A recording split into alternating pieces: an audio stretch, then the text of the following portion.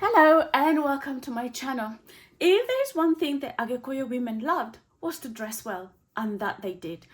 Now, I have been glued to this book, and this book is called With the Prehistoric People, the Agikoyo of British East Africa, a book that was written by W. Scoresby Rutledge and his wife Catherine. Now, I mean, there's just so much in this book. A lot of what was documented before they destroyed my culture. And sometimes people will ask, why is it that it's mainly the Agikoyo culture that was completely destroyed? And that was purely by chance, because when the British occupied, when Sir Charles Eliot was sent, he was the commissioner. He was basically the commissioner sent to survey the land for occupation in 1902. He traveled around the country, he traveled around Kenya, and he identified the most fertile areas. So he said that what was called the Central Province of Kenya was easily the most fertile place on earth, and therefore perfect for occupation. And soon after his proclamation, and he was asked to give an assessment of the people and the land. So he said that the land was very beautiful, it was perfect for the British, but his assessment of the people, he said that the people were lacking in each and every way, that they had no saving grace, they had nothing. So they were only ever good to be servants and slaves.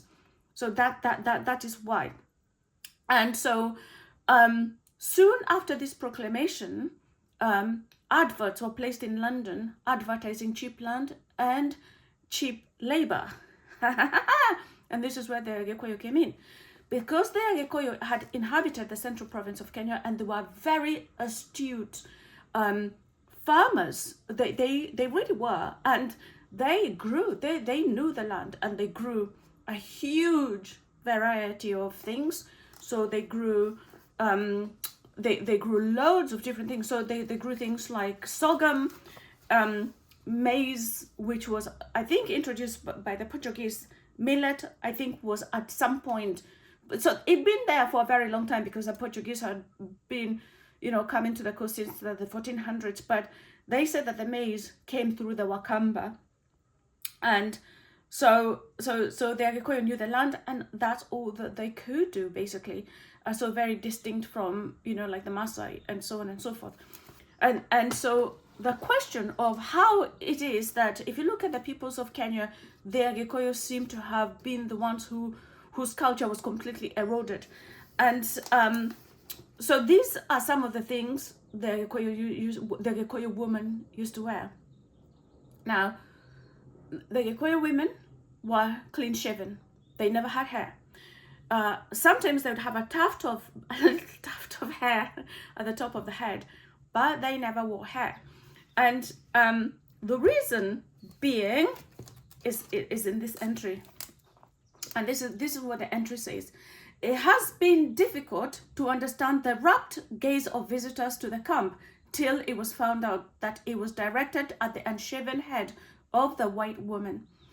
A head such as is occasionally seen covered with hair is in a woman a sign of ill health. So women they used to shave their hair because hair was thought to be a sign of ill health. So that was their style. They went for the bold look. But then the clothing that the women wore were just really incredible, and a lot of care was taken in order. It was just suede. So they would take leather, and it would be shaven and shaven and beaten and shaven so that it was nice and soft, so that it can complement the curve of a woman. Now, the type of clothes that they wore,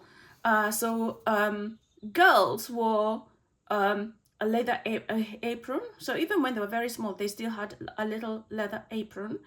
There was something else also called a moduru, or like a petticoat, and then the upper garment, which was called guo.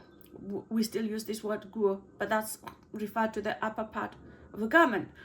And this garment was worn just because, and if you got too hot, you just took it off, because the most important part was to cover the lower half, but the upper part, we just didn't care about that. Now, if a woman was engaged to be married, she was given a necklace. So she wore a special necklace as a sign that she has been betrothed for marriage. And then she would wear an iron collar, which was a wedding present, basically. So when she was getting married, her father would give her that iron collar. And they had spiral, copper. So spiral copper was a sign. So you've seen the spiral copper around their arms, and I think the legs as well. And this spiral copper meant that this woman had children, or a child who was old enough to have been initiated. Now, if you like my content, share it, because I'm just so fascinated by who my tribe were before they were destroyed by colonialism. But it's not just colonialism, because colonialism took different facets. Religion played a very big role in eroding my tribe. Certainly, I know very well the mission who was based in Kikuyu. I think his name is Dr. John W. Arthur.